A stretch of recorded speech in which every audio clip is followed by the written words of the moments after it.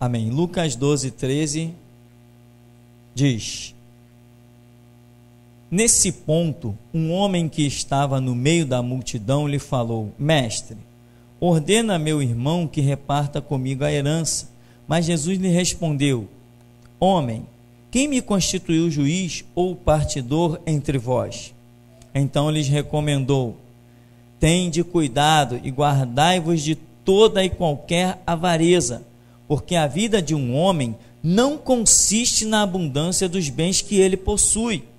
E lhes proferiu ainda uma parábola, dizendo: o campo de um homem rico produziu com abundância, e arrazoava consigo mesmo, dizendo: que farei, pois não tenho onde recolher os meus frutos?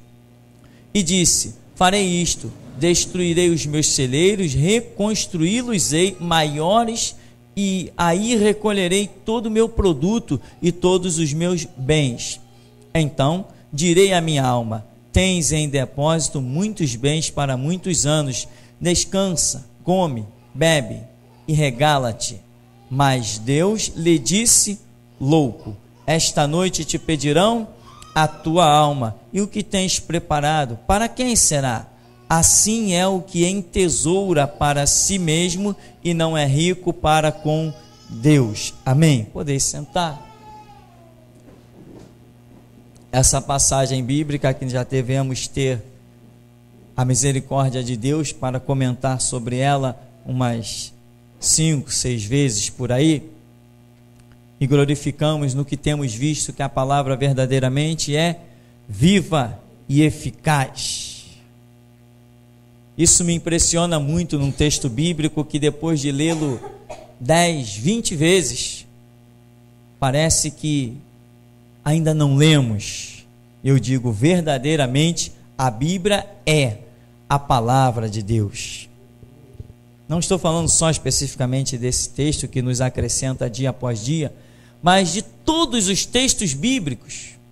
Um livro de história você lê, acabou, você leu, é aquilo, história morta, passado.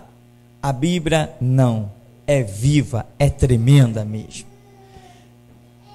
Aqui, o que nós queremos com a graça de Deus, irmão, enfatizar, o que subiu ao meu coração para enfatizar nesta oportunidade.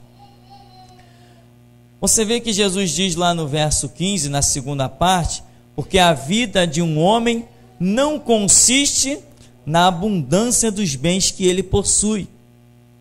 Ao contrário do que muitos, entre aspas, líderes espirituais estão apregoando por aí.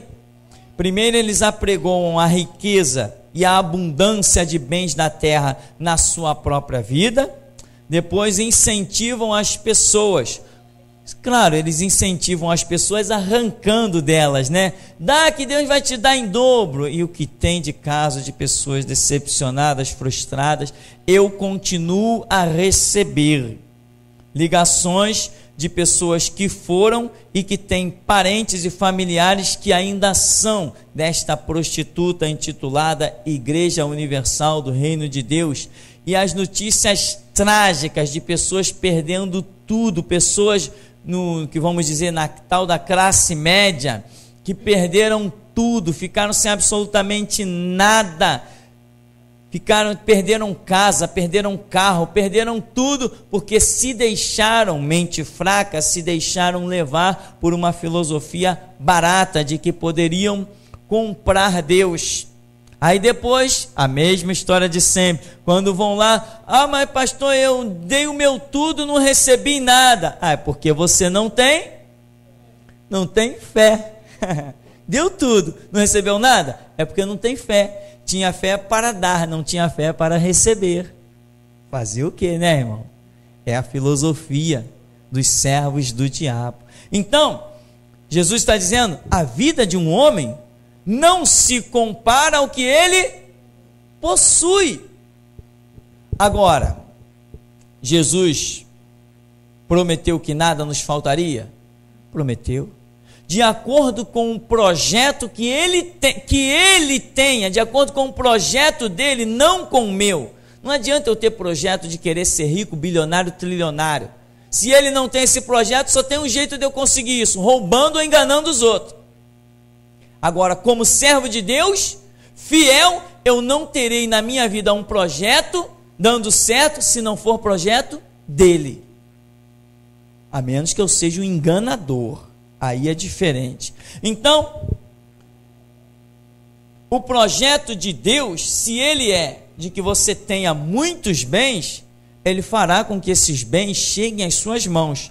Mas esses bens têm que ter um objetivo, um propósito. E eu não identifico na obra de Deus nenhum outro propósito que não seja de abençoar vidas, resgatar almas, desfazer as obras do diabo.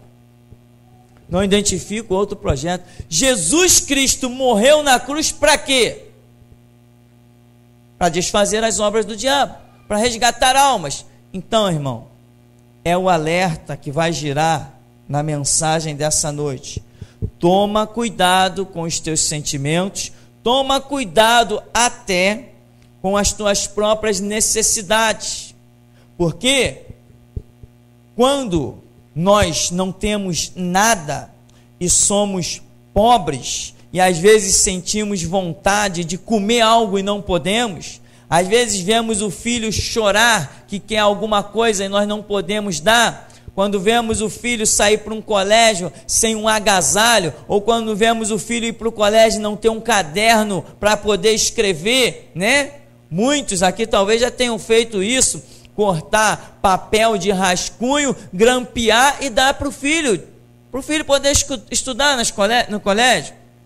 Então, meu irmão, toma cuidado até com isso, porque você numa situação terrível dessa, você pode deixar nutrir no seu interior o desejo ardente das riquezas, porque você vai achar que toda essa carência e essas necessidades seriam supridas se você fosse um rico, mas isto é mentira.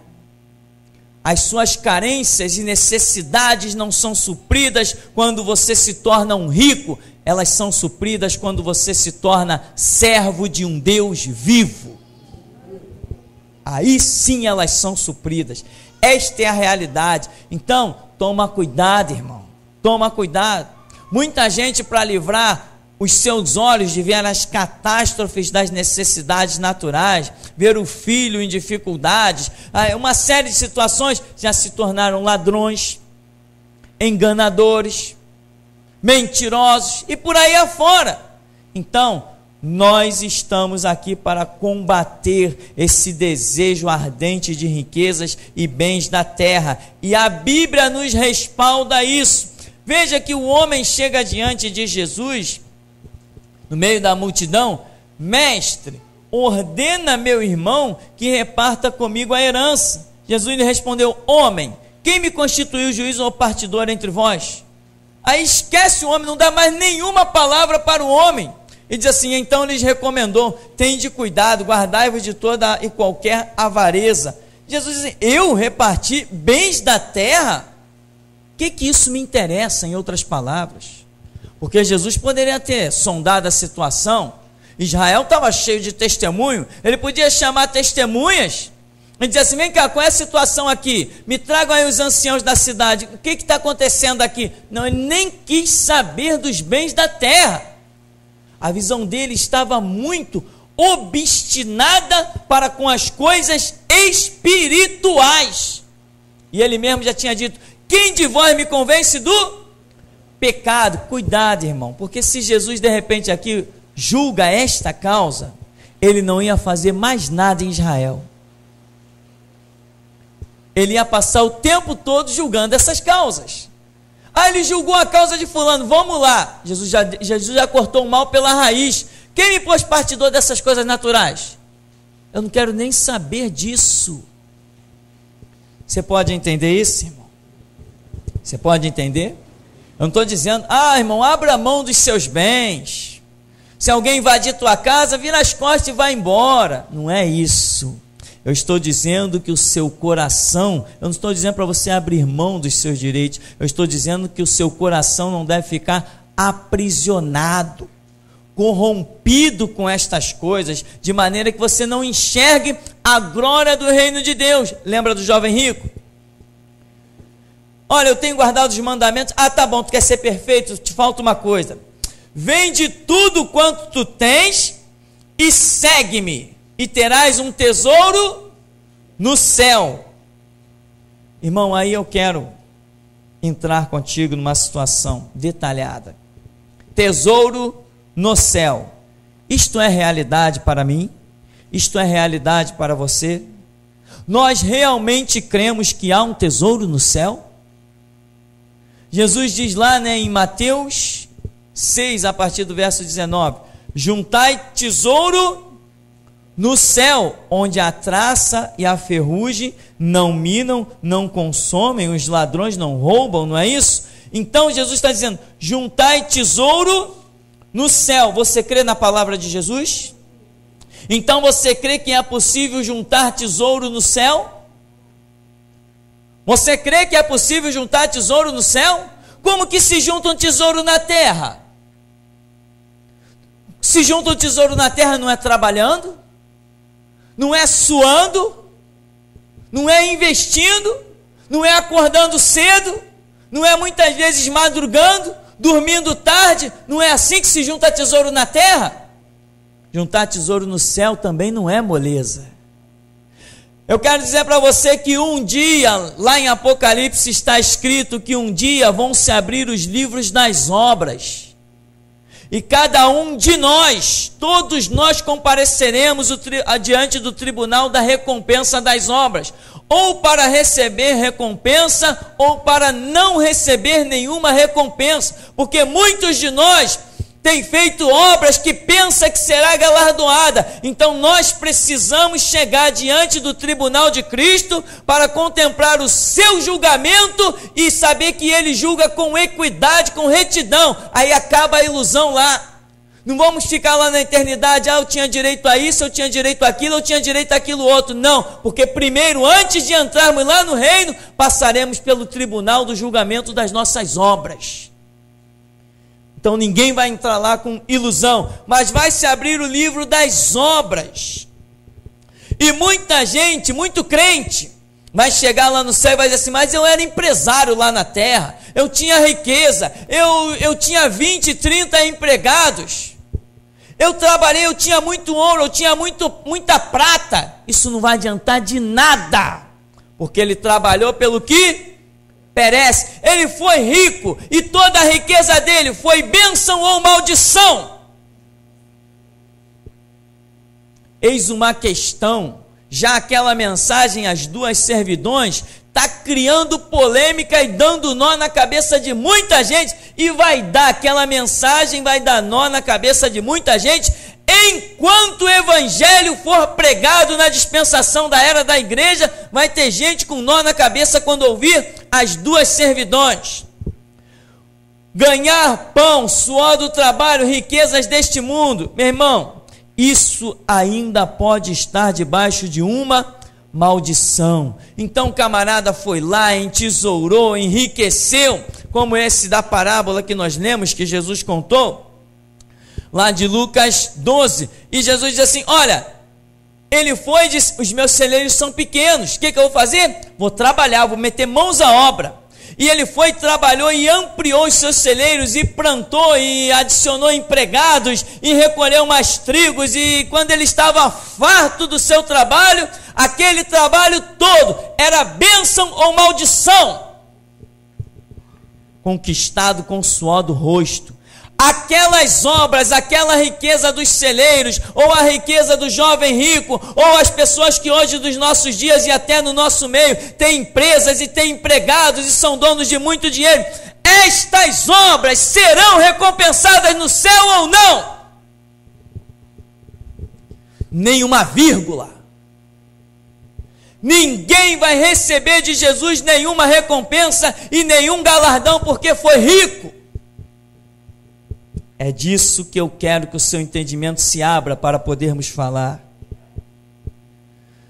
Eu lá lá na terra tinha isso, aquilo outro, eu fiz isso, eu multipliquei a minha empresa, eu fui semelhante ao Bill Gates, eu empreguei 20 milhões de pessoas. Cadê o meu galardão? Vai buscar no inferno. Trabalhai pelo que não perece. Dinheiro perece, então não tem recompensa dele. O trabalho desta terra, o trabalho natural perece, então não tem recompensa dele. Trabalhai pelo que não perece. Quando você ganha uma alma, isso perece? Não, então isso tem recompensa. Muita gente iludida. Ah, sim, eu conheci. Você sabe que tem gente que pensa que é mais abençoado do que o outro só porque tem um emprego que ganha um salário maior?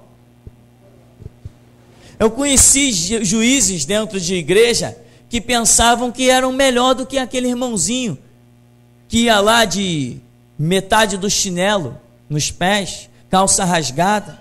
Só que quando o irmãozinho orava, o céu abria. E quando o juiz orava, misericórdia, a gente queria sair até pela porta, não aguentava.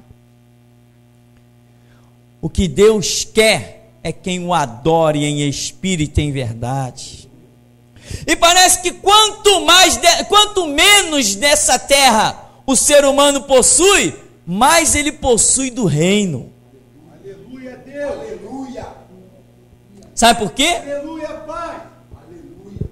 Porque Jesus disse assim, olha, não podeis servir a dois senhores. Não podeis servir a Deus e às riquezas. Quando a pessoa tem riqueza, meu irmão, e o coração dela se volta para isso, é muito difícil ela não dar atenção àquilo e diminuir a atenção de Deus. Aqui na igreja, dia a dia, a gente vê isso. Pintou a dobra, o camarada não aparece na igreja. Pintou a oportunidade de fazer um serão, o camarada não aparece. Sabe por quê? Está trabalhando pelo que perece. Irmão, eu vou dar um conselho para esse ministério. Quem achar que deve seguir, amém. Quem achar que eu sou louco, amém.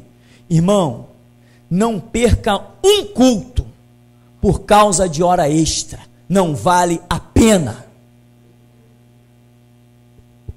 Não vale a pena você perder um culto para ganhar mais 50, 100 reais. Não vale a pena. A palavra penetrou em você? Em mim ela já estava guardada. Eu determinei, quando eu era empregado, eu trabalhei até numa empresa próxima daqui, durante 5 anos, eu determinei. Os patrões diziam, faz uma hora extra aí. Não faço não. Olha, você, aí vinha um empregado e dizia assim, você não gosta de fazer hora extra? Qualquer hora vão te demitir. Pode me demitir, mas eu não perco o culto por causa de mais 50 reais. Mas eu estou em dificuldade, irmão. Vai para os atos do Senhor que você vai ver supridas as tuas necessidades. Os 50 reais não vai te suprir. Os 100 reais não vai te livrar da forca. Mas faz uma oração que você vai saber quem é o Senhor teu Deus. Faz uma oração. O que vale mais? Uma oração a 50, 100 mil reais, 1 milhão de reais? Deus abre portas aonde não há portas. Deus abre portas aonde dinheiro nenhum pode abrir. Aí, Jesus aqui está demonstrando o valor do espiritual e como pessoas se perdem. Ele não quis nem julgar a causa do camarada, e se tinha alguém com condição de dar uma palavra, um veredito certo sobre aquela situação, esse alguém era Jesus. Muita gente poderia questionar, poxa, por que Jesus não resolveu mais aquele caso? Por que ele não quis? Ele quis demonstrar que ele não queria nenhum envolvimento com as riquezas da terra. Deus poderia ter projetado para Jesus nascer no melhor palácio, como nós costumamos dizer, no berço de ouro. No entanto, não tinha nem berço para ele nascer. Deus projetou que não tivesse berço para ele nascer. Então, meu irmão, uma pergunta: como vai a sua consciência das obras? Nós estamos no final dos tempos, já vimos isso de todas as formas que a Escritura pudesse dizer, de Gênesis a Apocalipse, nós estamos no final dos tempos. Nesse final dos tempos, como vai a nossa consciência com relação às obras? Jesus falou lá em Mateus 6,33, buscai primeiro reino de Deus e sua justiça. Isso são as obras, os princípios, as coisas espirituais. E ele falou, as demais coisas serão acrescentadas, e nós já provamos que o que é acrescentado não foi aquilo que foi buscado em primeira mão. Primeira mão foi buscado o reino de Deus e a sua justiça, e o que foi acrescentado é aquilo que eu sequer me importei com ele. Ele veio na promoção, veio na bandeja, veio de graça. Você tem buscado o reino de Deus e a sua justiça em primeiro lugar? Então eu sou capaz de apostar a minha vida que você tem comido, bebido, dormido, tem tido a graça, a paz e o sustento do Senhor. Nada te tem faltado, porque o Cristo que eu prego neste lugar não é mentiroso. Se ele disse, buscai primeiro o reino de Deus, a sua justiça, as demais coisas serão acrescentadas, ele não mente, não se engana, a palavra dele tem se cumprido. Agora, se você tem fracassado na busca do reino e da justiça, em primeiro lugar absoluto, sozinho, no pódio, e você tem fracassado nisso, mas tem observado as riquezas, aí realmente você pode estar passando dificuldades. Quando ele mandou os discípulos, ele falou o quê? Não levem bolsa, não leve alforje, não leve 2 túnicas, por quê? Digno é o obreiro do seu salário. Você tem sido um obreiro nessa seara? Então o teu salário está garantido. Você tem buscado o reino de Deus, sua justiça em primeiro lugar, tem procurado fazer as obras de Deus, não as que você pensa, não as que o mundo te exige e faz você engolir, mas as obras de Deus. Então, meu irmão, vamos aqui em Mateus capítulo 6, a partir do verso 19,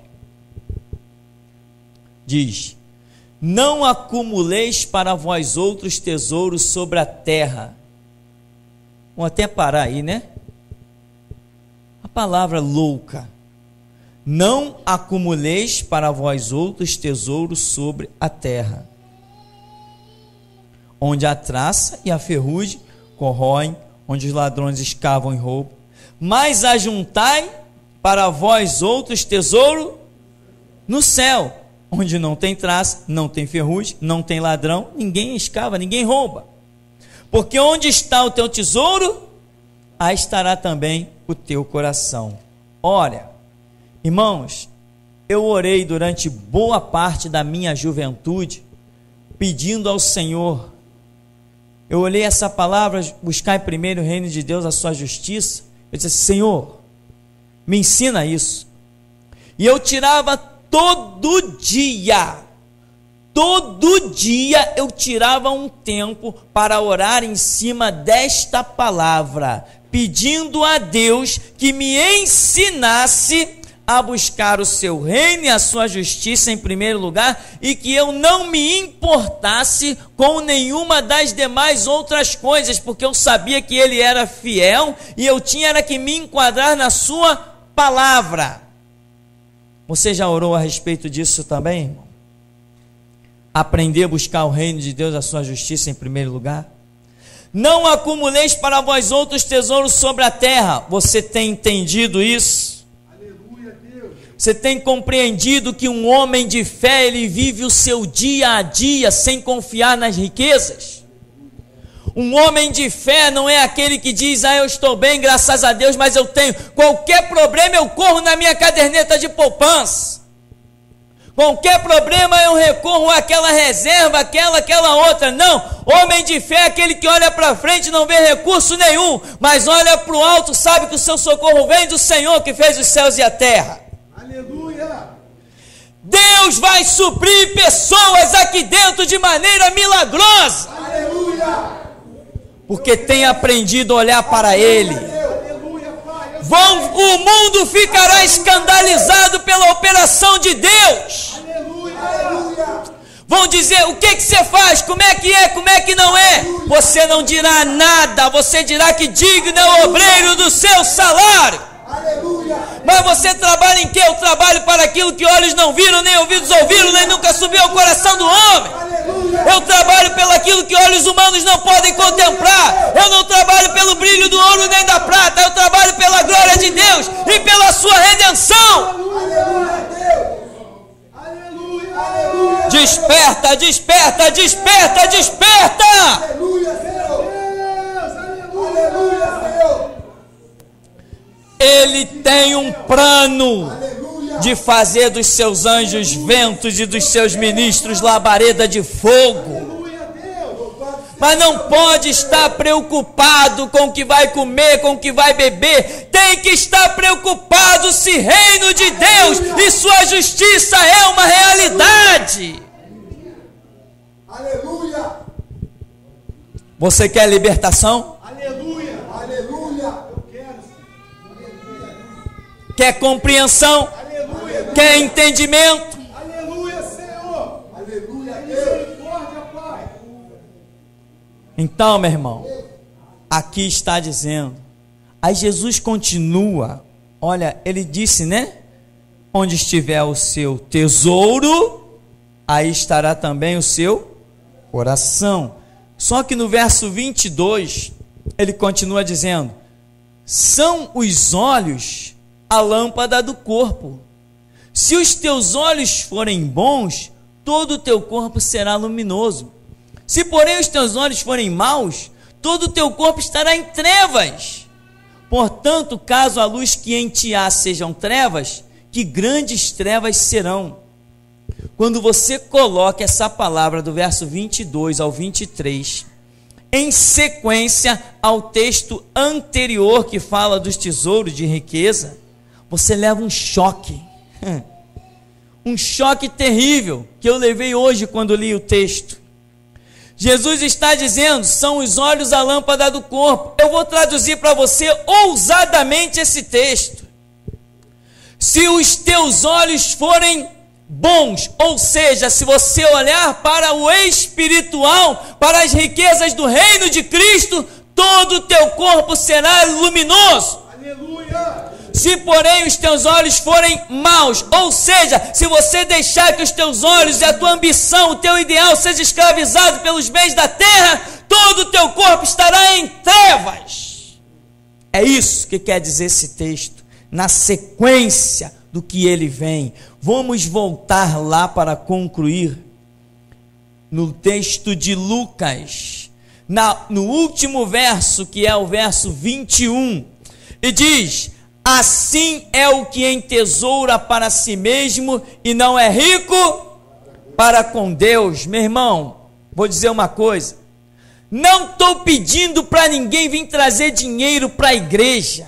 Você tem dinheiro? Pode glorificar a Deus porque tem. Você não tem amor ao dinheiro, porque isso é a raiz de todos os males. Você tem recurso na tua mão. Meu irmão, apresenta os teus recursos, o teu dinheiro diante de Deus, que Ele não te deixará pobre, Ele te fará enriquecer cada vez mais da sua graça e do seu suprimento. Muitas pessoas estão enganadas trazendo dinheiro para as igrejas por aí afora, mas não tem um centavo apresentado diante do altar de Deus. Então, só no verso 19, no verso 20, mas Deus lhe disse: louco, esta noite te pedirão tua alma, e o que tu preparaste, para quem será?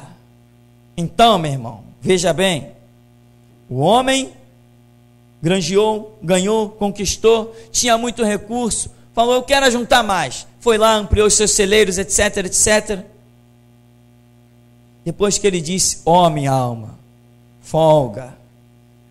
Olha bem, eu vou repetir só para que você entenda bem o contexto. No verso 18, farei isto, destruirei meus celeiros, reconstruí-los-ei maiores, e aí recolherei todo o meu produto e todos os meus bens. Então direi à minha alma, tens em depósito muitos bens para muitos anos, tá bom? Então quer dizer, faz o quê? Descansa. Isso é uma visão espiritual ou carnal? Come, visão espiritual ou carnal? Bebe e regala-te. Essas visões são da terra ou são do céu? Quem trabalha para o reino de Deus não pensa em descanso nem férias. Quem trabalha para o reino de Deus tem uma palavra de Jesus, não vos preocupeis com o dia de amanhã. Quem trabalha para o reino de Deus, ele já disse lá em Mateus 6, olha, olhai os lírios do campo, olhai as aves do céu. Nem mesmo Salomão em toda a sua glória se vestiu como qualquer deles.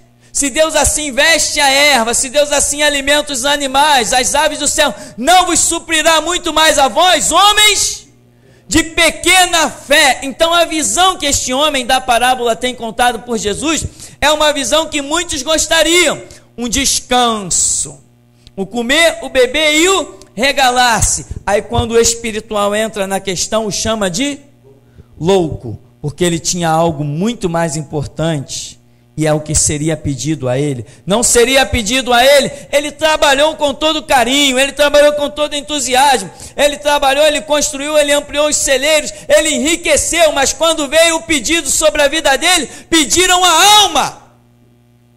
Não pediram ouro, não pediram prata, não pediram os grãos, não pediram o celeiro, não pediram os bens da terra, pediram-lhe a alma. O livro das obras será aberto um dia, e ninguém vai perguntar pelas minhas riquezas, ninguém vai perguntar pela minha casa, ninguém vai perguntar pelo meu carro, ninguém vai perguntar pelos meus empregados, ninguém vai perguntar pela minha empresa, vão olhar e vão perguntar pela minha alma. Lá no livro das obras, a minha alma tem que estar marcada com as minhas obras, e não são obras da terra, são obras pelo mover do Espírito Santo. Amém, meu irmão? Então, guarde essa palavra e ore a respeito da questão, porque hoje você pode até dizer assim, não, estou firme, firme está o meu coração nos propósitos de Deus, e louvado e engrandecido seja Deus por isso, mas o amanhã continuará sempre sendo perigoso. Nós estamos em constantes provas, constantes lutas, e o adversário não dorme. Amanhã ele vai te propor, ele vai te levar ao monte, vai te dizer, olha os reinos do mundo, tudo isso te darei, se prostrado me adorares. E você pode dizer assim, não, mas comigo não, isso não vai colar comigo. Meu irmão, amém, glorificado seja Deus, mas isso já tem colado com alguns nomes que eu vou mencionar e vamos encerrar. A proposta que você diz que não funcionará contigo, está funcionando com Silas Malafaia, está funcionando com Marco Feliciano, com Billy Graham, com Benny Hinn, eles não resistiram. Então, aquele que está de pé, cuide para que não caia. O Senhor nos abençoe em nome de Jesus.